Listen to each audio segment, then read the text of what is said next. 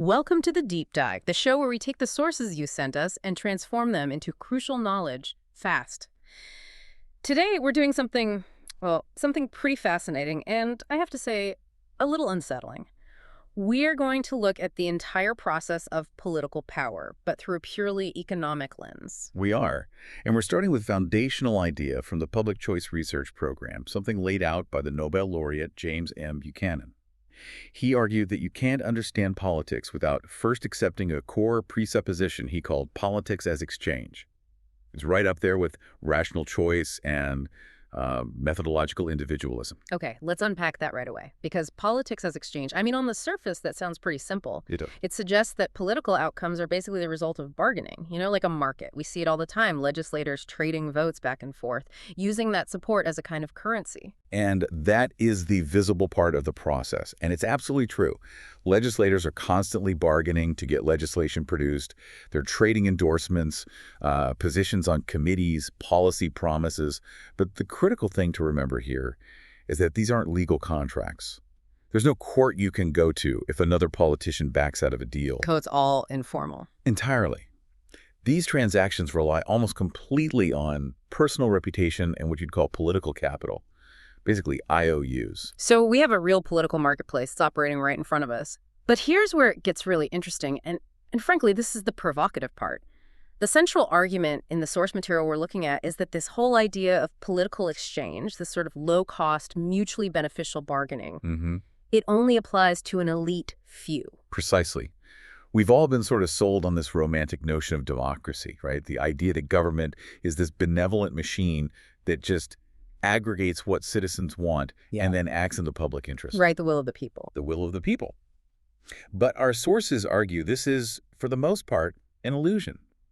What we're actually analyzing is a system where public policy is overwhelmingly decided by a relatively small, concentrated ruling class. Meanwhile, the vast majority of people, the masses, are systematically excluded from having any meaningful part in that negotiation process. And the mechanism that's doing the excluding, it's not some grand conspiracy. It's not a law that says you can't participate. Yeah. It's this pervasive, almost invisible economic force that governs everything from buying a coffee to passing a new law, and that force is transaction costs. And that's our mission for this deep dive. We're going to explore how these transaction costs really necessitate the existence of a ruling elite. And more importantly, how this dynamic leads to political institutions that are almost inevitably shaped to benefit the rulers and not necessarily the ruled. Okay, so to really get our heads around this political marketplace, we have to start with the benchmark. We need to look at the kind of market we're all familiar with, the one for goods and services. Right. This gives us the sort of ideal model, the theoretical framework that politics is supposed to mirror, at least in this exchange model. And this goes all the way back to Adam Smith. It does. His foundational insight was what he called the propensity to truck, barter, and exchange.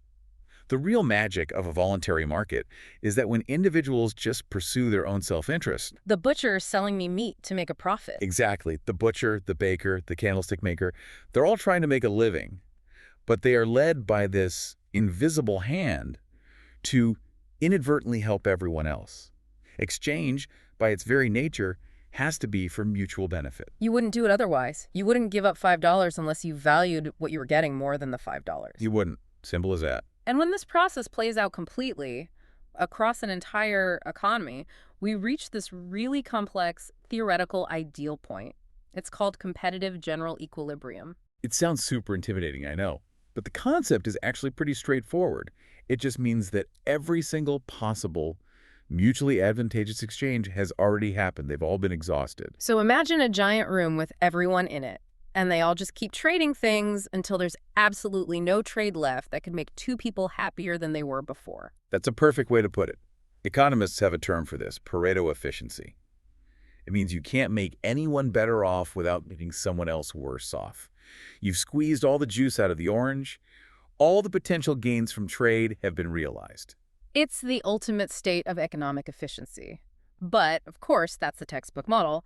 The second we step into the real world, something gets in the way. And that something is transaction costs. Let's really nail this definition down because you said it before. This is the pivot point for our entire deep dive today. It is. A transaction cost is, simply put, Anything that prevents an exchange that would otherwise be mutually beneficial. Okay, give us an example. Let's use a simple one. Imagine there's a seller in New York with a vintage car, and they're willing to sell it for $10,000. And there's a buyer in Seattle who's willing to pay $10,500 for that exact car. Okay, so there's a $500 potential gain on the table. Both people could walk away happier. Exactly. There's $500 of mutual benefit just waiting to be created. But what if it costs $600 to ship the car from New York to Seattle? The deal's off. The deal is off. That $600 shipping cost is a transaction cost. And because it's higher than the potential gain of $500, the exchange never happens. That mutual benefit is just lost. It evaporates. So institutions are basically the solutions we invent to try and get around these costs. Precisely. And the sources break them down into two really crucial types. And understanding this difference is, I think, key to understanding power. Okay. First, you have institutions of organization. These are voluntary arrangements we create to lower transaction costs. A grocery store is a perfect institution of organization. Right. It's way cheaper for me to go to one store than it is to drive to a dairy farm for milk, a bakery for bread, and a vegetable farm for carrots. Exactly. The grocery store lowers your personal transaction costs of acquiring food. And people participate voluntarily because they benefit. No one is forcing you to shop there. And then the second type are the state-backed ones, the ones with force behind them. Correct. These are institutions of governance. Think of the laws, the court system, the police, the military. Their job is to define and enforce property rights and to prohibit things like fraud and theft. They are imposed by the threat of force. So you need the governance institutions to make the organization institutions work. You need the legal system to enforce the contract I signed to get my mortgage from the bank. You absolutely do. They are the bedrock. Without that enforced set of rules, the voluntary institutions just couldn't flourish. Okay, so now we bring it all back to politics. Why is the political marketplace so fundamentally different from this ideal market for, say, cars or groceries? Well, in the car example, that transaction mostly just affected the buyer and the seller. The effects were pretty localized. Right. But politics is in the business of producing rules. And those rules, by definition, affect everyone. Now, when you have third-party effects in a regular market, we call them externalities. Like pollution from a factory. The classic example. You have a big steel factory near a residential neighborhood. The transaction is between the factory owner who sells the steel and the company that buys the steel. But the negative externality, the smoke, the pollution, the health problems, that's all borne by the people in the neighborhood. There are third parties who are totally excluded from that sale. So here's the key question then. If that pollution is making thousands of people sick, why don't those thousands of people just get together, pool their money, and pay the factory owner to install some high-tech scrubbers or maybe even move the factory? Because of the massive transaction costs associated with large numbers of people. And this is the political application of something called the Coase theorem. And it is probably the most important insight we need to grasp today. Okay, what does the theorem say? It says that if transaction costs were zero, the thousands of residents could do exactly that. They could bargain with the factory owner and reach an efficient solution. They could all agree on the perfect level of pollution control that balances their health with the factory's need to operate.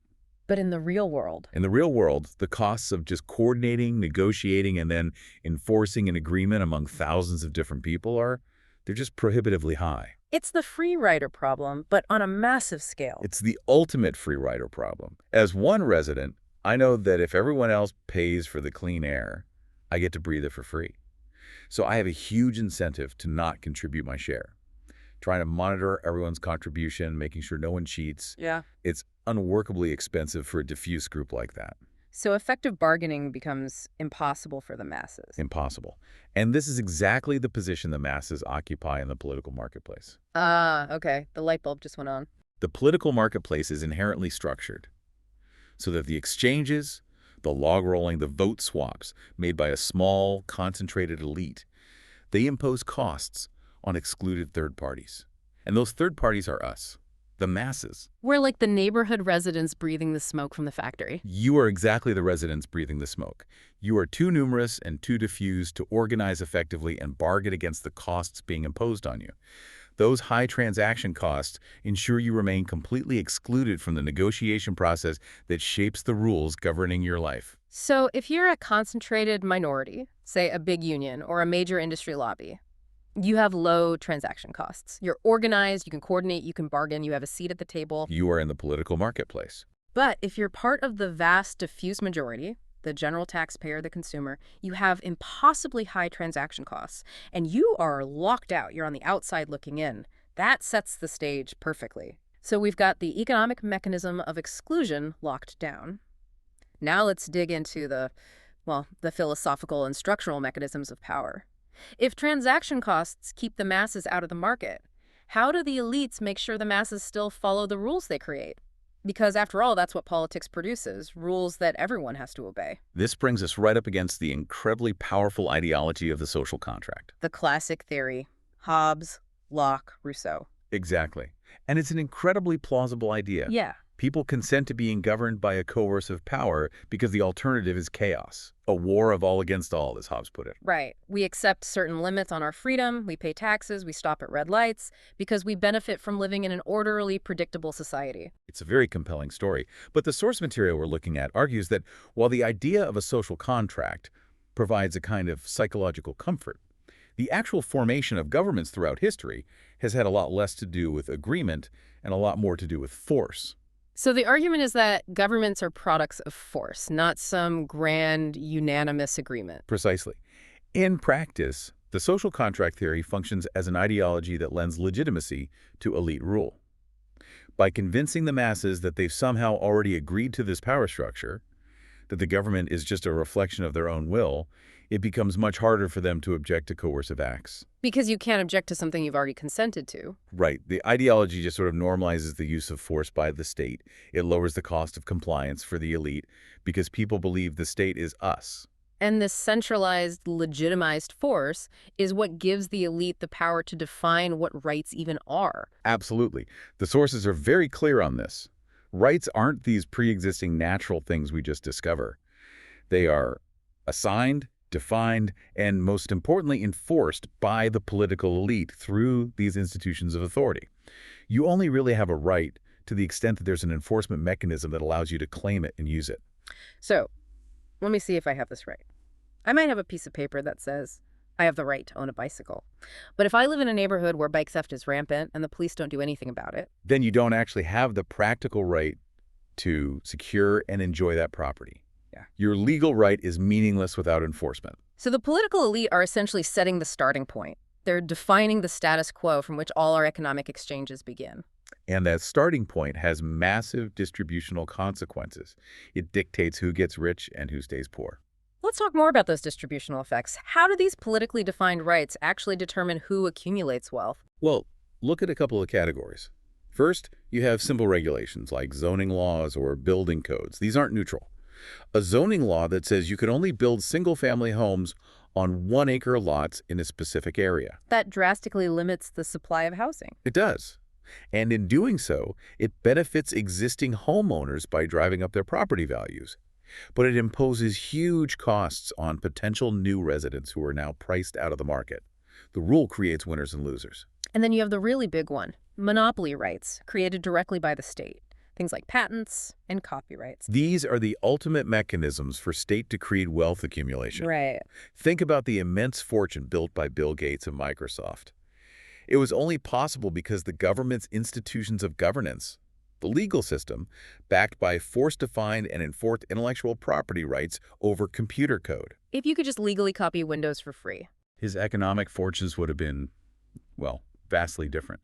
The political elite, by deciding how long a patent lasts or what kinds of things can even be copyrighted, are making these massive distributional choices that directly shape the landscape of economic inequality. This brings us to a really fascinating distinction the sources make in how the elite actually profit from all this. It's the difference between rent creation and what's usually called rent seeking. Right. The term rent seeking is used all the time in economics, and it usually describes this kind of wasteful competition for an existing prize. Explain that a bit more. Okay, the common academic picture of rent seeking is, say, the government has a $100 million contract to award. So 5 different companies might each spend $99 million on lobbying, advertising, and campaign contributions to try and win it. So in total, they spend $495 million just to get a $100 million prize. That's a huge net loss for society. It's a massive dissipation of resources. All that value is just wasted in the contest. But wait, if the whole point for the political elite is to maximize their power and benefit from these exchanges, why would they set up a system where all the value just gets wasted? They wouldn't. And this is where the reality of the political marketplace is different. Rents, these are targeted above market benefits. They have to be created first by the legislator or the regulator. Rent seekers aren't all competing for the same existing prize. They're each demanding a brand new rule that differentially advantages themselves. If the political profit is all dissipated by the competition, then the politician who creates the rent gets nothing in return. They have no incentive to do it. So the system has to be designed to make sure only a few well-connected players can even get in the game. That leaves a surplus, a profit, for both the rent seeker and the politician. That's it, exactly. That surplus is the payment the politician receives, whether it's campaign donations, future job offers, or just those precious IOUs. So there have to be barriers to entry for rent seeking itself. There have to be. The elite, who are the suppliers of power, negotiate with the rent seekers, who are the demanders of these targeted benefits, to make sure a political profit is generated for both sides. The sources give some amazing examples of this. Let's walk through the Harley-Davidson tariff because it's such a perfect, concrete case study of this engineered inefficiency. It really is. So in 1983, the Reagan administration imposed this massive temporary 45% tariff on imported motorcycles. But not all motorcycles. Right, that's the key It problem. was only on bikes with engine displacements of 700 cubic centimeters or larger. This was a pure act of rent creation. And you have to ask, why that specific engine size? Because the only American company making bikes that big was Harley-Davidson. Exactly. This wasn't protectionism for the whole U.S. motorcycle industry. It was tailored with surgical precision. It was a benefit created for one single, concentrated interest group. And it was paid for by imposing costs on a vast, diffused, completely unorganized group. Foreign bike makers, and more importantly, American motorcycle buyers. They were the ones who now had to pay 45% more for competing products. That dispersed cost was just absorbed by the masses, the high transaction cost group, while this huge, concentrated benefit flowed entirely to one organized interest. And you see this same mechanism everywhere, the 2002 steel tariff. Same playbook. Benefited a few domestic steel producers by punishing thousands of American companies that use steel to make other things. Or the ongoing mandate for ethanol in gasoline. A huge benefit for the corn lobby, paid for by, well, by everyone who buys gas and anyone who owns a small engine that gets damaged by ethanol. These benefits are tailored, targeted, and created specifically to maximize political profit for the elite. Okay, so the masses are out, the elite are in, and they're busy creating these rents for organized interests. Now let's go deeper inside their world, this low transaction cost club.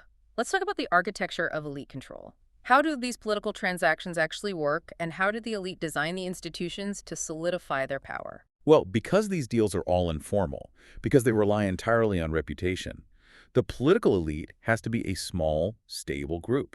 They need to know each other well enough to trust that those IOUs, that political capital, will actually be paid back. If you had a constant stream of new faces, no one would know who to trust. The deals would fall apart. The transaction costs of just finding reliable partners and enforcing the deals would skyrocket. It would cripple the entire system.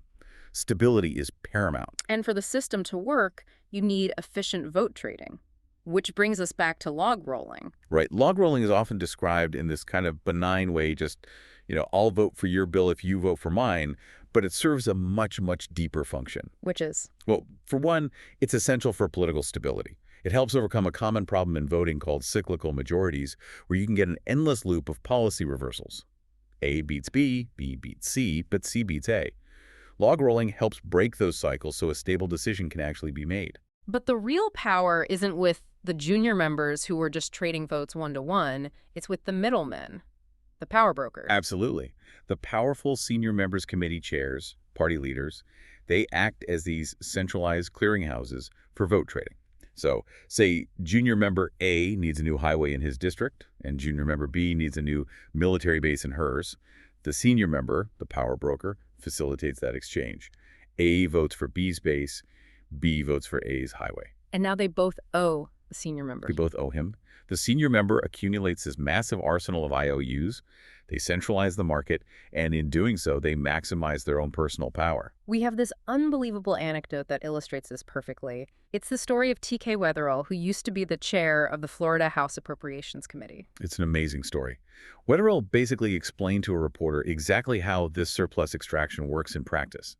He openly admitted that he had tucked $1 million into a budget line item that was supposedly for the restoration of a place called Silver Beach. Yeah. The twist, as he gleefully revealed, was that Silver Beach didn't exist. Wait, what? He invented a beach. He invented a non-existent beach to create a slush fund, a personal bank of IOUs he could draw from. That's institutionalized corruption built right into the budget process. It's staggering. It's the ultimate low transaction cost exchange. He would then parcel out that money, $50,000 here for a library roof in one district, $100,000 there for a parking lot in another, for his colleagues' pet projects. And in return, he collected IOUs from all of them. He became indispensable. He didn't have to win debates on policy. He just had to facilitate these transfers of wealth from the general fund, paid for by the high transaction cost masses, to these very localized projects. It's how legislative power is built. And it doesn't stop there. The way legislation is bundled together extracts even more power from the members themselves. Right. The bundling of diverse, often completely unrelated or controversial items into these giant omnibus bills. The best example is federal budget, where they'll often combine all 12 of the government's separate appropriation bills into one single, massive spending package. And this forces legislators into an all-or-nothing vote. It's a forced sale, economically speaking. Let's say I'm a congresswoman, and I'm vehemently opposed to funding some new surveillance program in the bill. But that same bill contains all the funding for the new port facilities in my district, and my entire re-election campaign is built on delivering that port. You have no choice. You have to vote for the whole thing. Your hands are tied. To get the items you desperately want, you are forced to vote for things you hate or things that are incredibly wasteful, like the infamous Bridge to Nowhere in Alaska that became a national symbol of pork barrel spending. And in economic terms, this process extracts what's called consumer surplus from the legislators. Let's clarify what that means in this political context. Okay, so in a normal market, if you buy a sandwich for $10 that you actually value at $12, you've captured a $2 surplus for yourself. In politics, a legislator's surplus is the personal political value they get from securing that project for their district. It's their political profit. Right. By bundling everything together, the power broker who assembles the package forces the legislator to swallow all the bad stuff with the good. This reduces the net political benefit the legislator gets from the exchange. And that reduction in their surplus, in their leverage, just enhances the power and control of the political entrepreneur who put the bundle together. So the elites aren't just using the system, they are actively designing the structures of government to solidify their power. They're operating like a cartel. The institutions are deliberately designed to create barriers to entry for any challengers and to stabilize the control of the existing group. Take single-member districts. The Constitution doesn't require this system. Congress legislated it into existence. Why? Because it makes every single incumbent a monopolist in their own district. Exactly. They only have to face non-incumbent challengers, who are almost always at a huge disadvantage in terms of funding, name recognition, and media access. It creates this very stable cartel arrangement by minimizing competition among incumbents. They never have to worry about running against another powerful sitting member from their own party. And the informal seniority system works right alongside that. It's the perfect complement. Seniority assigns the property rights within Congress. Who gets what committee assignment? Who gets to be a chair? It might look like a simple merit system based on time served, but its primary function is to protect the incumbent. How so? Because even a junior incumbent, someone who's only been in office for a couple of terms, always has more seniority than their challenger, who has zero. That institutional edge gives the incumbent a built-in advantage in every re-election campaign. It makes them much harder to beat, and it deters high-quality challengers from even trying. And finally, there's the one we always hear about, gerrymandering. But we usually frame it as pure partisan warfare, right? Red versus blue. We do, but the sources argue it's very often an act of mutual incumbent protection. A bipartisan conspiracy to keep their jobs? In a way, yes.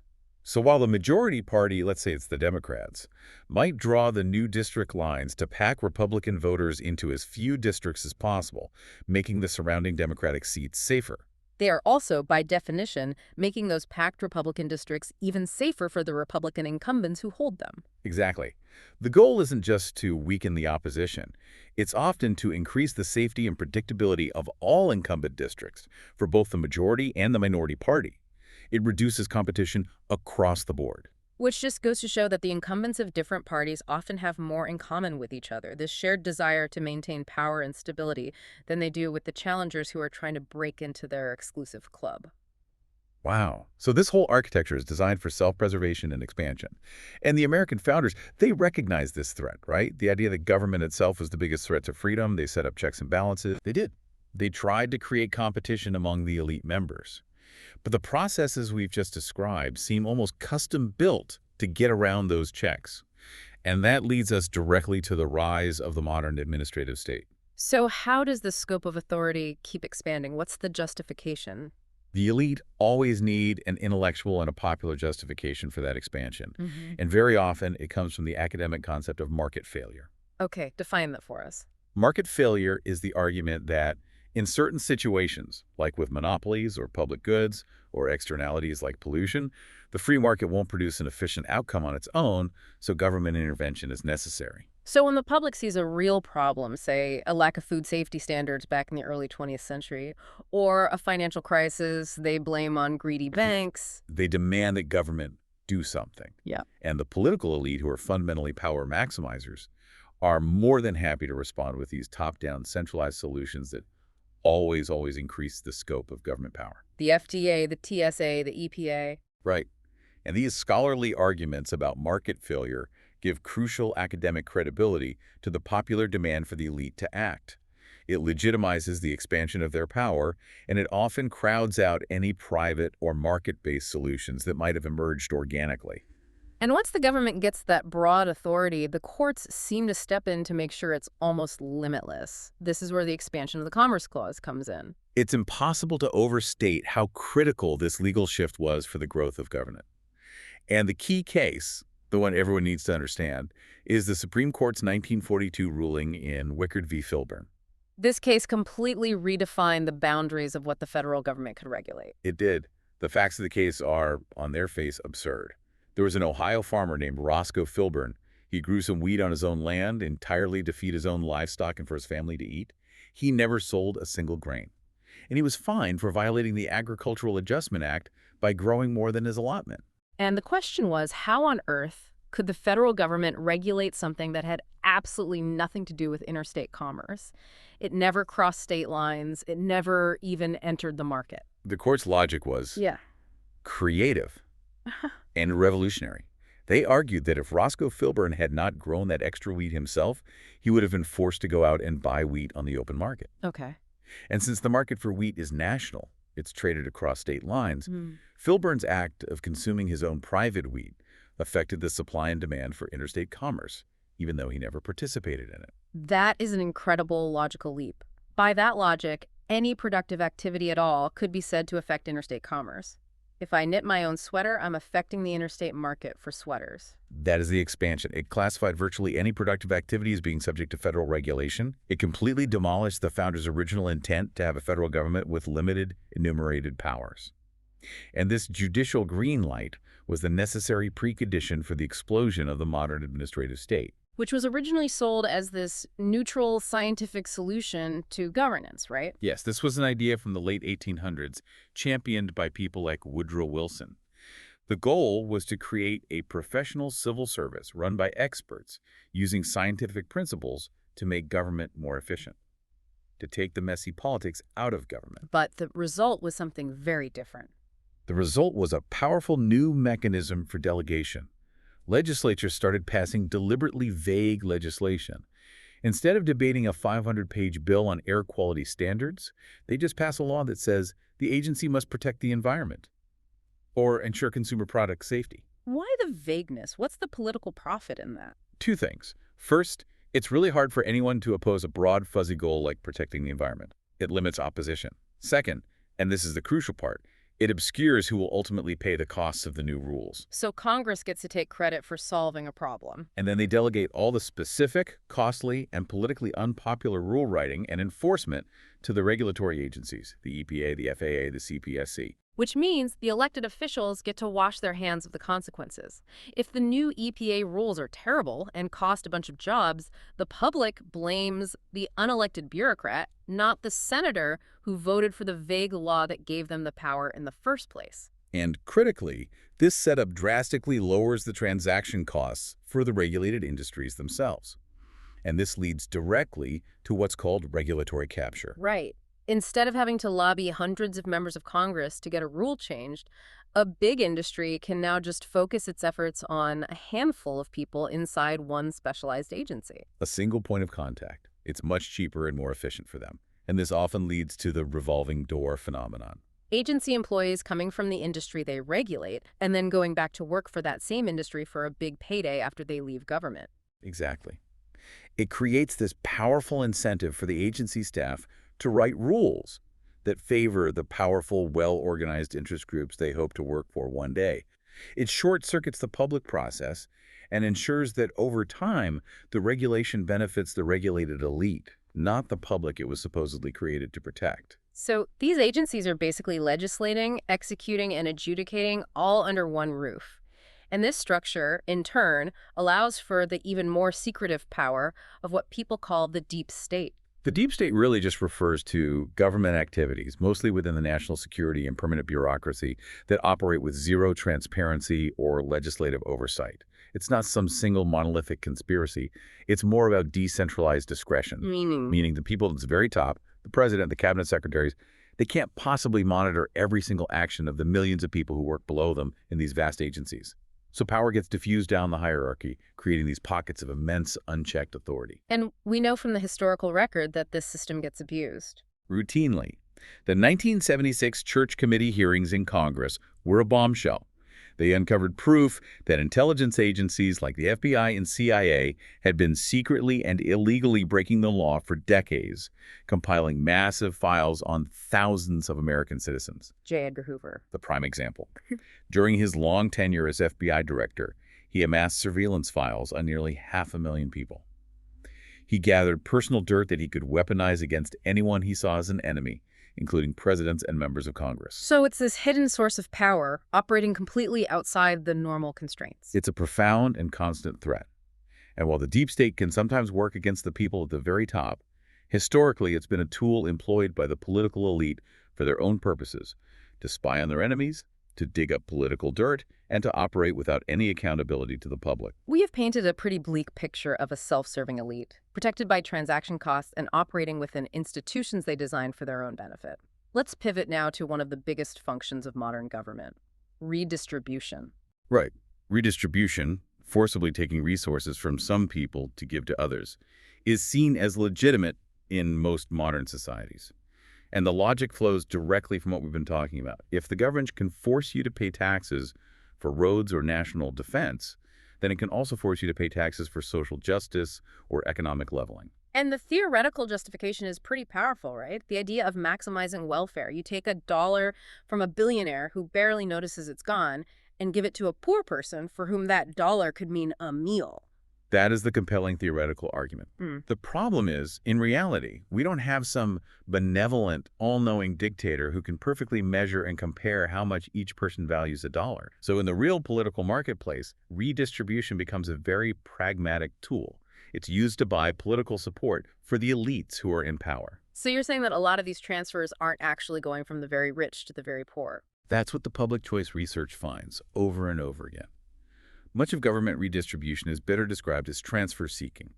It's transfers from groups with high transaction costs, that's the general unorganized taxpayer, to groups with low transaction costs, the well-connected elites, the organized lobbies. The economist George Stigler had that famous argument that most redistribution actually comes from the middle class and goes to the middle class. Because that's where the swing votes are. That's where the organizing power is. The entire world of interest group politics we talked about, the tariffs, the subsidies, the tax loopholes, it's all fundamentally redistributive, taking from the unorganized many and giving to the organized few. And we've also seen this shift in political rhetoric, haven't we? From a focus on alleviating poverty to a focus on reducing inequality. We have. And they are not the same thing. Think of influential books like Thomas Piketty's, which focus almost entirely on the rising inequality within capitalist systems.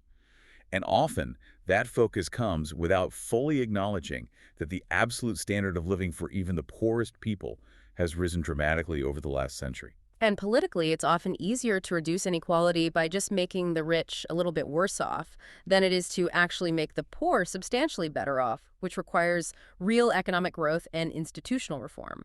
And the sources give this brilliant, counterintuitive example that just demolishes the idea that government's primary goal is to reduce inequality. And that example is the state-run lottery. Ah, the lottery. A huge source of revenue for state barons. Massive. And what does it do? It takes small sums of money from thousands of people, often disproportionately from the poor, which increases income inequality, and then it gives a giant lump sum to one or two winners, while the government skims a huge cut right off the top. So if the true, legitimate function of government was to reduce inequality, lotteries would be the first thing to go. They'd be abolished overnight. But they remain these highly profitable political tools. They serve the elite's need for revenue, and they give the masses this illusion of opportunity, a shot at a big win, which helps maintain political quiet. Okay, so if democracy, elections, and social contracts aren't really effective checks on this self-serving elite, and if the elite are constantly trying to expand their power, what actually constrains them? What stops them from just taking everything? The answer, according to our source material, is not political. It's economic. It's mobility. This is the crucial counter-narrative, the idea that something other than elections is the real engine of freedom. It is. We have to look at economic history. For thousands of years, we had agricultural societies. The only key factor of production was land. And the masses, the serfs, were physically tied to that land. They were immobile. If a serf left the Lord's land, he was leaving his only means of survival. He was an outcast. And that immobility gave rulers immense, almost total authority. They could be incredibly oppressive and extract nearly all the surplus wealth.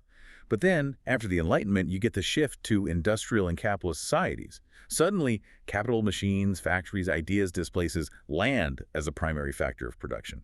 And capital, unlike land or serfs, is highly mobile. And this is the fundamental, non-negotiable leash on Leviathan. It is. The political elite may want to maximize their power, but they are absolutely constrained by the need to maintain and grow their tax base. If rulers impose policies that are too restrictive, too corrupt, or too unpredictable, entrepreneurs, innovators, and capital will just pack up and move to a more favorable jurisdiction. We see this play out in the real world all the time. The comparison is stark. Look at South Korea versus North Korea. After the war, South Korea adopted institutions that were favorable to mobile capital and private enterprise. The result was explosive growth and increasing freedom. North Korea adopted authoritarian, anti-capital institutions, and the result was economic collapse and famine. Or look at what happened in Venezuela. A perfect modern example. After Hugo Chavez took power, capital, both human capital and financial capital, fled the country as property rights were eroded and expropriation became common. The tax base evaporated, and that crippled the elite's ability to project power. So the incredible expansion of freedom and prosperity we've seen since the Industrial Revolution, it's less a story about the ideology of democracy and more a direct result of this economic evolution. The shift to mobile capital put real, hard constraints on how abusive the political elite could afford to be. Exactly. It's an economic check, not a purely political one. And that brings us to the final necessary check on power, the competition among the elites themselves. We've already established that the romantic notion of elections as the ultimate constraint is pretty weak. Voters are rationally ignorant, and the party elites largely control who we even get to vote for. The 2024 political situation in the U.S. is a perfect high-stakes example. You had a sitting president, Joe Biden, who won the primary elections. But when the party insiders decided he was too weak to win the general election, they used their centralized power to orchestrate his replacement with Kamala Harris. The party elite, not the voters, determined the final choice offered to the public. So since the enforcers of the rules are the elite themselves, the only reliable long-term safeguard against one person or group becoming too powerful is competition among elites. Members of the elite, even though they cooperate to maintain their cartel, are still fundamentally power maximizers. Their quest for personal power is insatiable, and that puts them in conflict with each other. So their own self-interest forces them to check each other. It's the whole idea behind the separation of powers. The competition between the legislative, executive, and judicial branches creates what political scientists call veto players. Any one individual's attempt to abuse power is constrained because political action requires cooperation from multiple, self-interested, competing elite members. That institutionalized competition is the last, best hope against the inevitable expansion of Leviathan. We have covered a huge amount of intellectual ground today. We've really tried to dismantle that romantic view of politics and replace it with a much more hard-nosed economic framework. We started with that core idea of politics as exchange. We did. And we found that this exchange is fundamentally not accessible to the masses.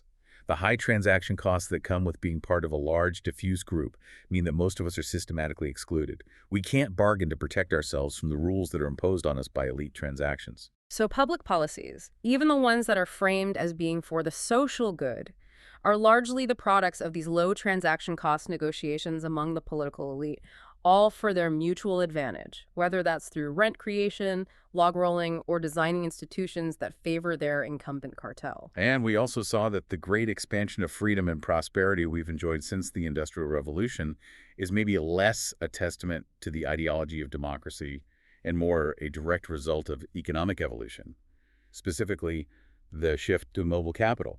That put a real, tangible economic constraint on the political elite. But the threat of Leviathan is always there. Yeah. It remains constant. The elite will always be looking for ways to expand their scope of authority, using arguments about market failure, passing vague laws, using the administrative state to undermine those constraints. The job of securing freedom is, well, it's never finished. It truly is never complete. And that leads us to our final provocative thought for you, the listener. If securing freedom ultimately relies on competition among these elites, but the elite are constantly designing and benefiting from institutions that stabilize their own power things, like the single-member district system or regulatory capture, then what previously uncontested political institution might be quietly reinforcing the elite's power right now, just waiting to be repurposed for even greater abuse down the road? Think critically about the institutions that seem neutral or permanent or just necessary. Institutions like the Electoral College, or maybe even the way the Federal Reserve is insulated from both political pressure and direct voter accountability. They are precisely the kinds of institutions that can be easily weaponized because the masses are rationally ignorant of their subtle, power-maximizing design. Keep digging into the rules that govern the rules. That's all the time we have for this deep dive. We hope you feel a little more well-informed.